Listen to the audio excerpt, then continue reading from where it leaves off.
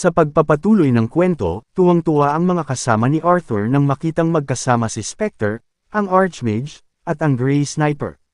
Sinabi ni Arthur na lahat ng kanyang mga kasama sa team ay nakaligtas, salamat sa kanyang kasamahan na si River. Gayunpaman, ngayong nabunyag na ang kanilang hideout, kailangan nilang makahanap ng bago. Tinanong ni Frost si Junho kung ano ang nakita niya sa paggamit ng Confession of the Dead sa mga Fiend. Ipinaliwanag ni Junho na nahuli ng isang Fiend ang ilang mga tao, at sinabi sa kanila na palalakasan niya sila sa pamamagitan ng isang enhancement procedure. Pinakain sila ng Fiend ng pulang gemstone at binyantaan na kapag pipigilan nila, mamamatay sila. Ang success rate ng enhancement procedure ay 10% lamang. Ang mga Fiend na lumilikha ng mga bagong Fiend ay galing sa Gluttony Squadron, at ang kanilang mga bilang ay kayang kalabanan ang mga malalaking guild. Ang kanilang pinuno ay nagngangalang Gillen. Nagtataka si Junho kung paano nila malalampasan ang mga ito, habang sinabi ni Frost na damadami ang pagkakaiba ng mga kapangyarihan.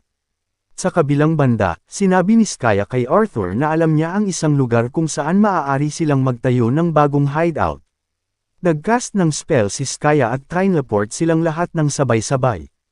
Ang lahat ay humanga na nagawa niyang i-teleport ang lahat ng 30 tao ng sabay-sabay, at nahihiya si Skaya sa kanilang mga papuri. Inutusan ni Arthur ang lahat na kumilos at gumawa ng ilang personal na maintenance. Pinagmasdan siya ni Gilberto, nakita kung gaano na lumaki ang kanyang anak. Muli namang nagpasalamat si Arthur kina Junho at Skaya sa kanilang tulong, at sa pagpapabalik sa kanyang ama.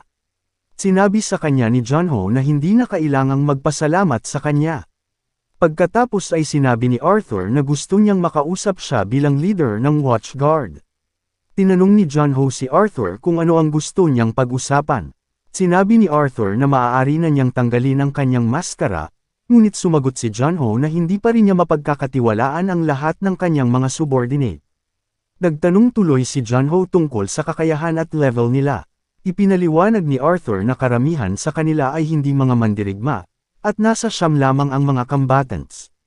Sinabi sa kanya ni Junho na gusto niyang sanayin ang kanyang mga tauhan, kasama na si Arthur din mismo, dahil kailangan niya ng mga kakampi. Tinanong siya ni Arthur kung nagtatrabaho siya sa Big Six. Sumagot si Junho na ginagamit lang siya ng mga ito sa politika at anumang oras ay maaari silang tumalikod. Inamin ni Arthur na ang pagtuturo ng isang bayani sa kanila ay isang magandang pagkakataon, ngunit kailangan pa nila ng panahon para makabangon. Bilang leader ng grupo, ang kanyang pangunahing prioridad ay muling ayusin ang kanyang team. Pagkatapos ay nagtanong si Arthur kung ang kanyang ama ay dating kilala bilang basura, at ipinaliwanag ni Junho na minsan ay kinuha ni Gilberto ang lahat ng maruruming gawain ngunit hindi kailanman nakikita si Arthur na kinamumuhian nito. Bagkus, si Arthur ang pag-asa na nagbigay sa kanya ng lakas. Pinagmamasdan ni Gilberto ang buwan, binanggit niya na kahit na pagkatapos ng 26 na taon, ang mga bituin ay kasing liwanag pa rin ang dati. Lumapit si Arthur at sinabi sa kanyang ama na siya pa rin ang katulad noong nakalipas na 26 na taon. Hindi makapaniwala si Gilberto na ang kanyang maliit na anak, ay pinuno na ngayon ng kanyang sariling pangkat. Sa kanyang pananaw, ilang araw lang ang nakalipas mula nang huli niya itong makita. Dinalhan siya ni Arthur ng inumin, at nagulat si Gilberto na umiinom na rin siya. Sinabi ni Arthur sa kanyang ama na siya ay nasa hustong gulang na, at noon pa man ay gusto niyang makipag-inuman kasama ang kanyang ama kung sakaling magkaroon siya ng pagkakataon. Tinanong niya ang kanyang ama kung gusto niya ito. Sinabi ni Gilberto na pagdating sa pag-inom, gusto niya lahat. Magkasama silang nakaupo, pinag-uusapan ang kanilang mga pinagdaanan. Siniguro ni Gilberto na ngayong nandito na siya, hindi na kailangang mag-alala ni Arthur tungkol sa mga Fiends. Sinabi sa kanya ni Arthur na nagpasya siyang magsanay sa gabay ni Junho kasama ang kanyang mga kasama. Nagulat si Gilberto at nagtanong kung bakit niya gagawin iyon. Sinabi ni Arthur na hindi niya ginawa ang desisyon ng walang ingat.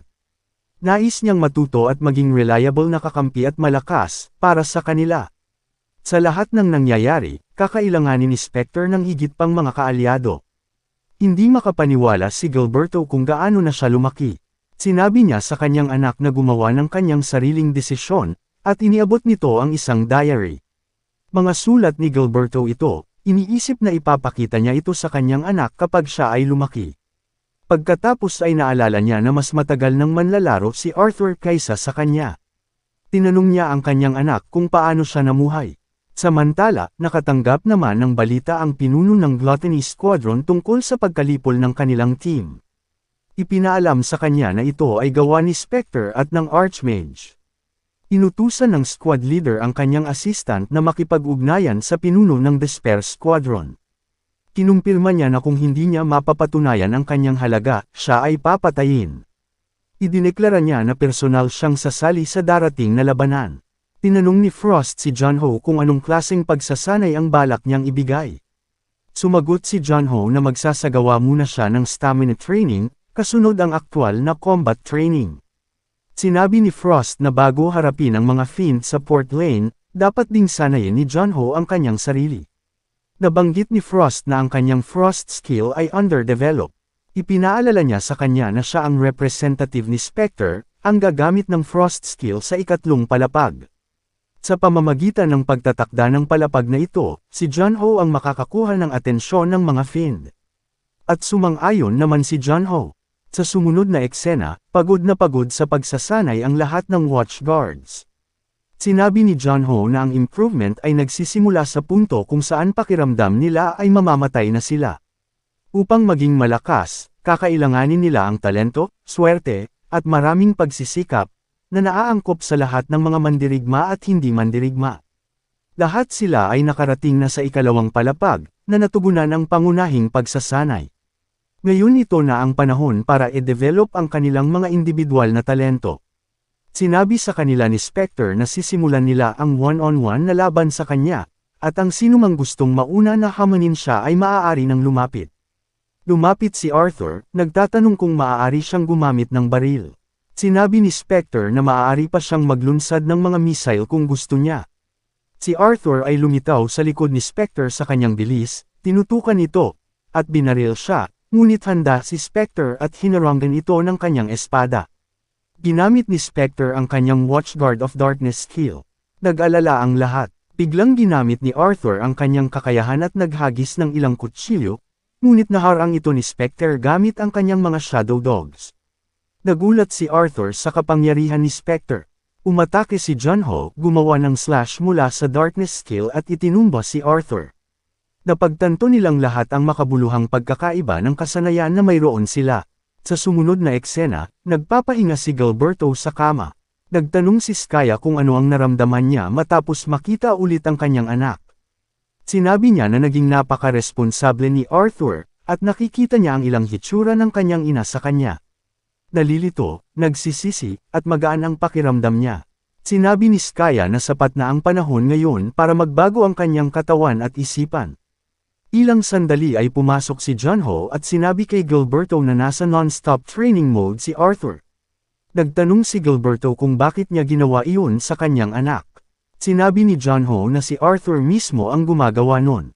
Sinabi ni Gilberto na hinahangaan siya ni Arthur, at tiyak na susubukan niyang harapin ang mas malalakas na mga kaaway para sa kanyang kapakanan. Itinama siya ni John Ho, ito ay para sa kanilang kapakanan. Sa balita, nagkaroon ng broadcast tungkol sa pagbabalik ng ikatlong bayani, at ang presidente ng Sky Guild ay nagdaraos ng isang conference. Namangha si Skaya na buhay pa ang matandang lalaki. Sinabihan siya ni John Ho na bantayan ang kanyang salita, dahil siya ang ama ni Mio. Sinabi ni Skaya na hindi niya siya gusto at kahit sinuman sa kanyang mga subordinate. Nagtanong ang isang reporter kung sino sa tingin nila ang susunod na bayani na magigising. Sinabi ng guild president na ang kanyang anak na si Tenmi Mio ay ang malakas na posibilidad na magigising. Sinabi ni Gilberto na sila ay gumagawa ng malaking kaguluhan para sa isang maliliit na bagay. Umiinom siya, ngunit inagaw ito ni Skaya mula sa kanyang mga kamay. Sinabihan siyang walang alak muna hanggang sa dumating ang labanan sa port lane. Pinaalalahanan sila ni Skaya na isang buwan na lang ang natitira para sa operasyon sa port lane. Sinabi ni John Ho na dapat nilang gamitin ang lahat ng oras na natitira nila upang mag-grind sa kanilang mga antas at mapabuti ang kanilang kalagayan, at pagkatapos ay magkita muli sila kapag sila ay malakas na. Sa sumunod na eksena, nakayuko si Ply sa sahig, humihingi ng tawad at nangakong sasanayin ng maayos ang kanyang mga subordinate. Sinabihan siya ni John Ho na bumangon at nagbabala na kapag may narinig siyang masamang chismis tungkol sa kanya, pasasabugan niya ang gusali. Tiniyak sa kanya ni Ply na ibinaba niya ang kanyang profile at mabubuhay siya dito ng walang pangangamba. Nagtataka si Ply kung bakit biglang lumabas si John Ho, at gumawa bigla ng gulo. Nagtanong si John Ho kung ano ang pinakamahusay na paraan upang kumita ng maraming pera. Sinabi sa kanya ni Ply ang tungkol sa bounty quest, kung saan kailangan niyang manghuli ng mga mapanganib na halimaw. Nagtanong si John Ho kung magkano ang makukuha niyang ginto. Sumagot si Ply ng 150 gold. Pinalaan siya ni Ply na napakalakas ng halimaw, na kinain ito ang mahigit 100 manlalaro at mersenaryo na sinubukang patayin ito.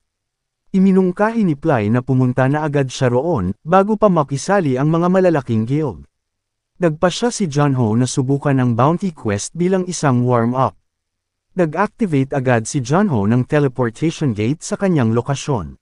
Nang makarating sila sa isang lugar na tinatawag na Twin Peaks, hinangaan ni Frost ang ganda ng tanawin. Naubos na ni John Ho ang lahat ng pera niya at kaunting silver coins na lang ang natitira. Nagpasya siyang pumunta muna sa isang adventure guild.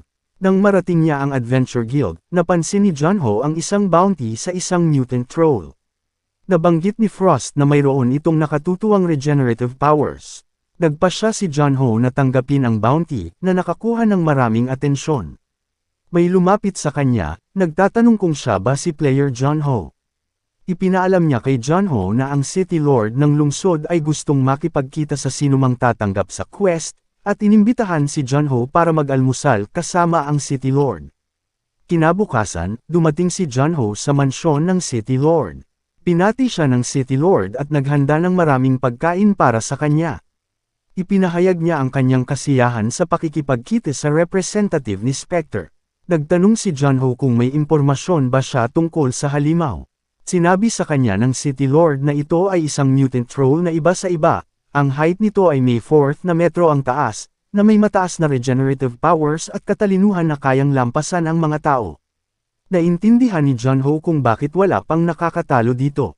Pinanggit ng City Lord na sa umpisa ay itinakda niya ang presyo ng bounty nito na mababa, ngunit dahil medyo mataas ang panganib, patuloy niyang itinataas din ang gantimpala. Gayunpaman, wala pang nagtatagumpay.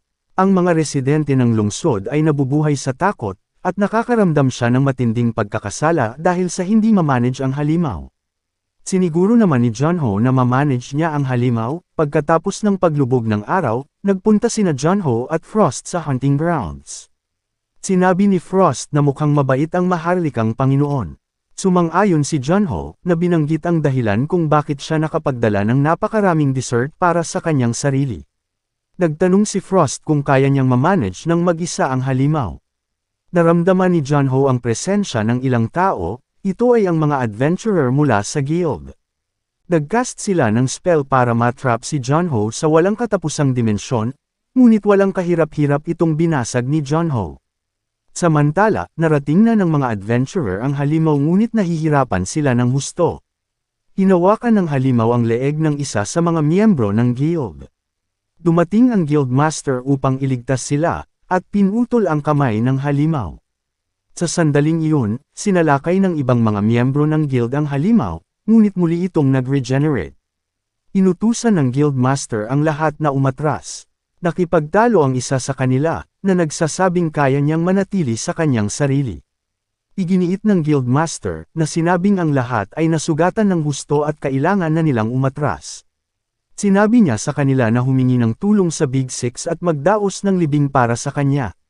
Walang imak ang mga subordinate niya. Mag-isa niyang sinugod ang halimaw, ngunit hinampos siya ng halimaw sa lupa. Habang papalapit ang halimaw patungo sa kanya, nakita niyang ligtas ng umatras ang lahat ng kanyang mga subordinate. Malapit na siyang sumuko sa kanyang buhay nang biglang may sumulpot sa likod niya, nagtatanong kung siya ba si Desek. Tumingin siya sa likod, iniisip kung sino iyon. Ito pala ay si John Ho, nagtatanong kung siya ba ang naglagay ng trap para sa kanya. Sinabi sa kanya ni John Ho na kung gusto nila ang halimaw, maaari niya sanang Iris Herba ang panghuhuli na ito para sa kanilang sarili. Hindi makapaniwala ang Guildmaster na nalampasan ni Junho ang lahat ng kanilang mga trap. Pinalampas ni Junho ang nangyari, at itinutok ang atensyon sa halimaw. Tinanong niya si Frost kung nararamdaman niya ang aura nito. Kinumpirma ni Frost na talagang nagkokonsumo ang troll ng isang demonic gem. Sinabihan ni Junho ang Guildmaster na manatili lamang at tiniyak sa kanya na kakayanin niya ang natitira. Sumigaw ang halimaw at sinugod si Junho. Inactivate ni Junho ang kanyang kakayahan sa overclock. Alam na hindi gagana ang mga normal na pag-atake sa troll dahil sa nakakabaliw nitong regenerative powers. Inatake ni Junho ang halimaw ng buong bilis, pinaghihiwa ito bago ito muling mag-regenerate. Sa huli, nagbigay si Junho ng isang finishing blow, na pinutol ang ulo nito. Sa sumunod na eksena, may nagpayo sa isang halimaw na nagngangalang Rolong na huwag tanggalin ang kanyang hoodie sa harap ng mga tao kahit anong mangyari. Ang taong ito ay nangako kay Rolong ng pagkain at hinimok siya na huwag kumain ng tao. Nangako sila kay Rolong. Ang tao palang ito ay ang City Lord. Tinanong niya ang kanyang kabalyero kung maaari niyang turuan si Rolong ng espada. Tinanggap ng kabalyero ang kahilingan. Noong nakaraan, ang mga elves at dwarfs ay tinatrato rin na parang mga halimaw. Pinalak ng City Lord na gawing troll mercenary si Rolong. Sa kasalukuyan, nagtanong si Frost kung natapos na ba ni Junho ang halimaw. Sumagot si Junho na kailangan nilang maghintay at makita. Nagkomento si Frost na ang pagkatalo nito sa napakabilis na bilis ay isang magandang ideya, ngunit iminungkahi na dapat niya itong i-freeze at durog the Pumayag naman si Junho at sinabing susubukan niya ang discarding iyon sa susunod. Nilapitan ng mga miyembro ng guild si Junho para ipagdiwang ang kanyang tagumpay at nagpasalamat sa kanyang pagligtas sa kanilang buhay. Sinabi ni Junho sa leader ng guild na ang lahat ay malayang magkaroon ng mga laban sa training ground, at hindi nila pwedeng monopolyuhin ang lugar ng pangangaso. Humingi ng paumanhin ang leader ng guild, ipinaliwanag na nag-aalala lamang siya na baka masaktan ang isang bagong manlalaro tulad ni Junho nang hindi alam ang mga panganib dito. Muli silang humingi ng paumanhin at inalok siyang tuklasin din ng Troll Cave. Bago pumunta, nagpasya silang mangolekta ng anumang bagay na may halaga mula sa katawan ng troll. Gayunpaman, nawawala ang katawan ng halimaw. Biglang umatake ang troll mula sa likuran, at nakatutok ito sa ulo ng guild leader, pero sumingit si Junho at hinarangan ang pag-atake. Naghinala si Junho na ang isang troll na kumain ng demonyong hiyas, ay madaling talunin kaysa sa Kobold King. Naglabas ng matinding aura ang troll at may hawak na espada. Ibinato ni Junho ang kanyang espada sa halimaw at gumanti din ang halimaw. Napansin ni Junho na ang troll ay hindi lamang bulag na umaatake, natuto talaga ito ng swordsmanship. Matindi silang nagsagupaan, nagpapalitan ng maraming welga. Tumalon si Junho sa ere at pumunta sa likod ng troll. Bago makapag-react ang halimaw, ginamit ni Junho ang kanyang frost skill at nagbigay ng final attack.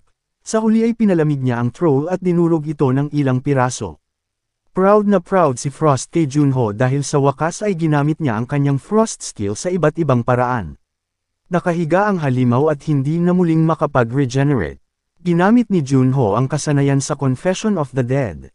Pinuri ng City Lord ang kakayahan ni Rolong na gumamit ng regeneration sa swordsmanship at nagpadala ng liham sa mercenaryong guild upang irekomende si Rolong, binanggit sa liham ang kanyang pambihirang kakayahan sa espada. Pinigyan siya ng guild ng entrance exam at binati ng City Lord si Rolong. Hinikayat ng City Lord si Rolong na ipakita sa lahat, na ang mga troll ay kayang makisama sa mga tao. Pagkaalis ng City Lord, sinanay ni Rolong ang kanyang kakayahan sa pagsulat. At nang biglang, may pumasok sa kuweba niya. Umanga sila sa isang troll na pinalaki ng isang tao na marunong sa espada. Ito ay dalawang miyembro mula sa Fiend Association. Pinugbog nila si Rolong, ngunit si Rolong ay hindi umatake. Pinagtatawanan nila siya sa pagiging mahina niya. Ang isa sa kanila ay naglabas ng demonyong hiyas at ipinakain kay Rolong para ilabas ang kanyang pagiging mabangis. Pinyantaan nila si Rolong na kung hindi siya aatake at kakainin ng mga tao, babalik sila at papatayin ang kasing dami ng mga tao na nailigtas niya.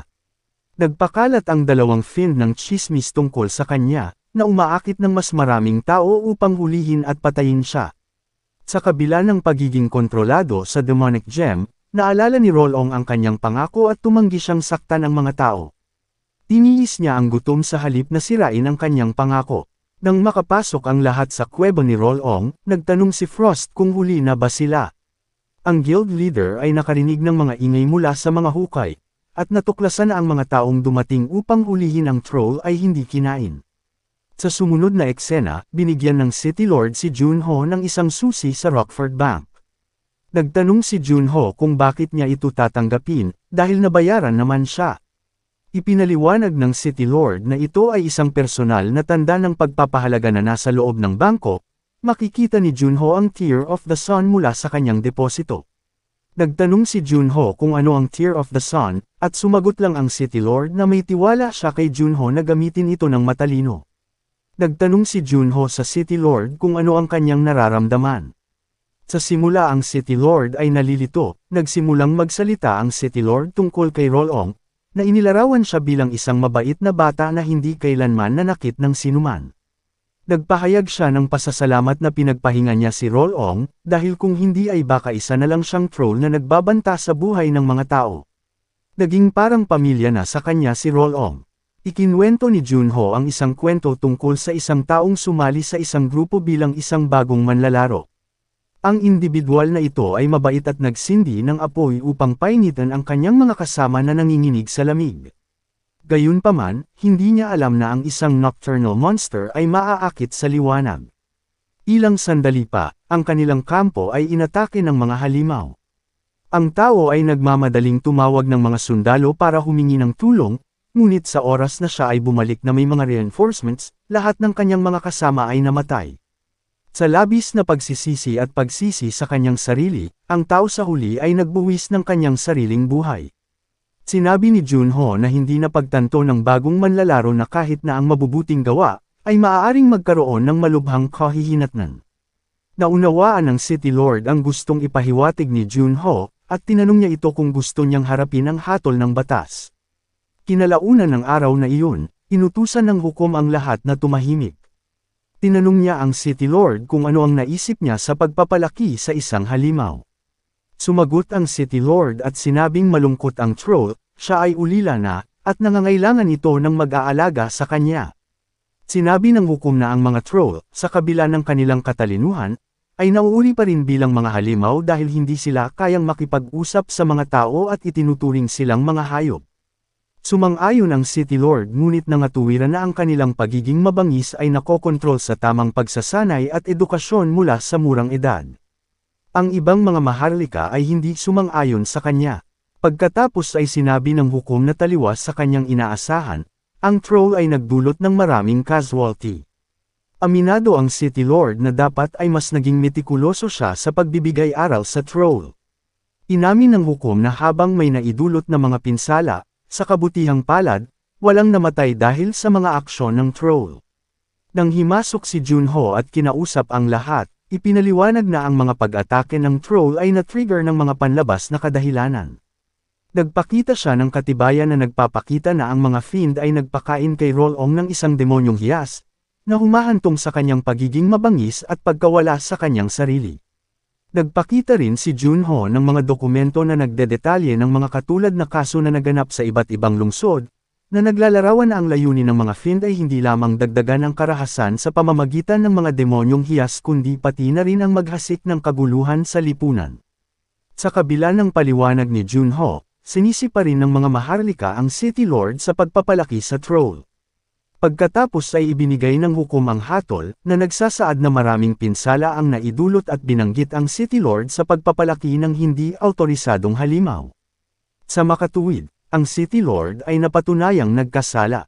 Ang kanyang titulo ay tinanggal, at siya ay nasentensyahan din ng 5 taong serbisyo sa Imperial Human Animal Department. Masaya siya sa desisyon ng hukom. Naalala niya noong una niyang nakilala si Rolong, natakot siya, at nang bigyan siya ng biskwit, kinuha ito ni Rolong at itinulak siya pabalik. Masaya siyang tinanggap ito ni Rolong. Nagbigay pa siya ng mga biskwit, at masayang kinain ni Rolong ang lahat. Kahit na nasa ilalim ng panggigipit ng mga fiend, hindi nawala ang kabaitan ni Rolong. Sigurado siyang kung kaya ni Rolong, kaya rin ng ibang trolls. Naalala ni Frost ang mga salita ng kanyang ama na ang pagpaparusa sa 10 taong nagkasala ay mahalaga, ngunit hindi kailanman aakusahan ang sinumang walang kasalanan.